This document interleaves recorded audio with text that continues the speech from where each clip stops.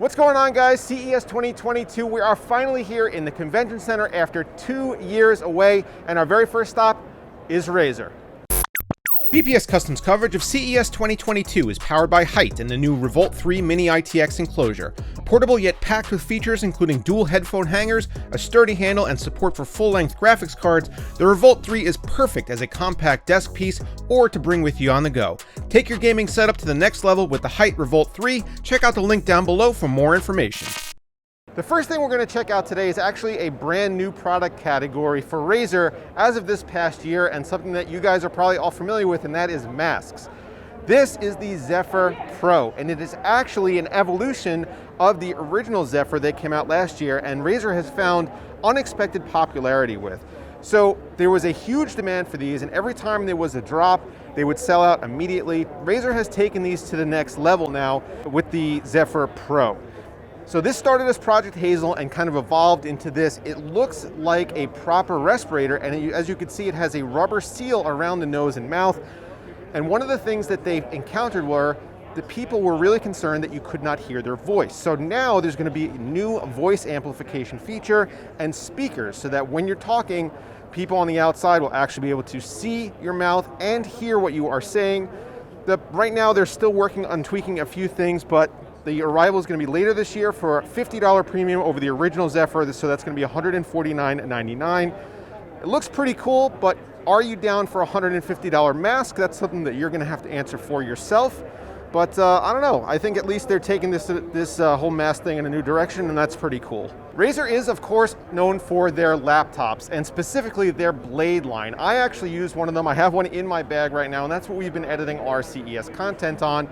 They have new blades. So starting on the left, we have the 14-inch model. This is going to be an AMD-based blade. So you're going to have the 6900HX. Moving over, you have a 15-inch and a 17-inch, and both of these are going to be Intel 12th gen based. Now, one of the things that I really like about Razer Blade laptops is that they are configurable in any number of different ways. So you could start on the left with the 14, which has a RTX 3060 and 144 Hertz full HD screen that's 1080p, and you can go all the way up to 3080 Ti's inside this tiny 14-inch form factor. You can also get 3080 Ti's in the 15 and the 17, and the 15 and 17 also go up to a 4K 144 Hertz display.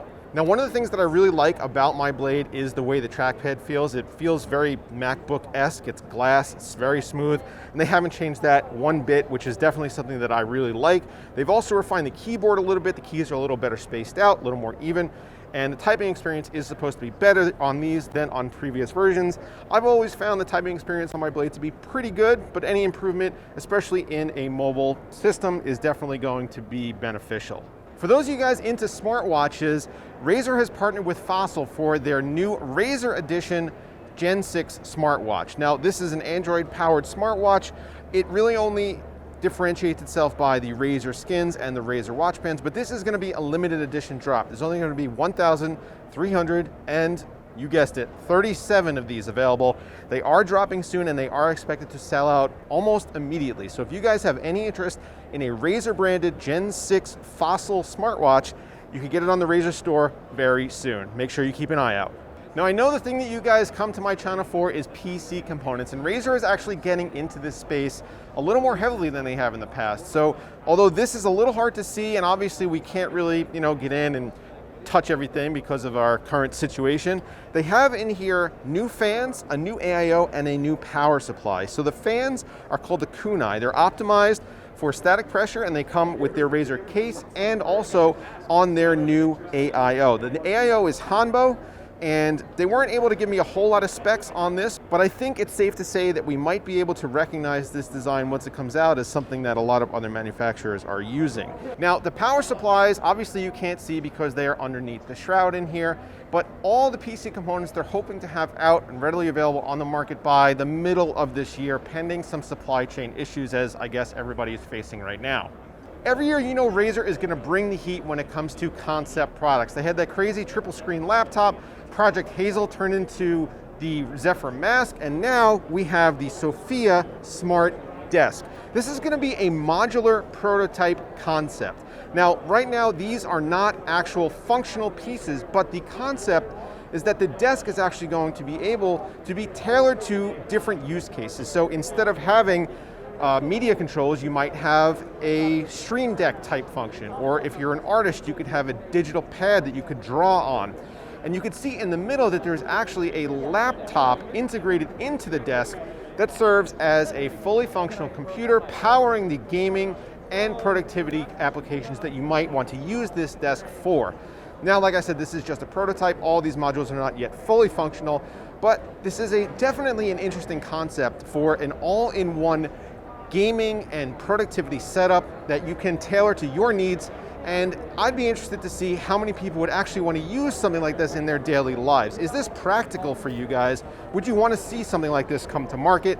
And how much do you think you might actually pay for this? Because I can't imagine it would be cheap, but it would provide a lot of functionality all in one package. Razer is also big into peripherals, and they're really getting into the console space. You could see all of these docks for Xbox and PlayStation controllers. These are all new items, and they are perfectly color matched to existing controllers. They also have new headsets that are specifically designed for consoles, and their sister products that are basically the same thing for PCs. That's what we're looking at right now. These are the new PC headsets, and as we pan across, we see the Xbox versions of them, and then the PlayStation versions of them over here on the right. This is the last thing we're going to look at here today. This is Razer's NQ Pro HyperSense chair, but as you can see, it's moving because this is a collaboration with D-Box. Now, D-Box is a company that makes haptic feedback mechanisms, and you guys might be familiar with them because what they actually do is mostly integrating with things like 4D cinema in larger movie theaters. So this is Razer's take on it, and it is pretty intense. As you guys can see, I'm moving around. It's in accordance with what is on the screen right here.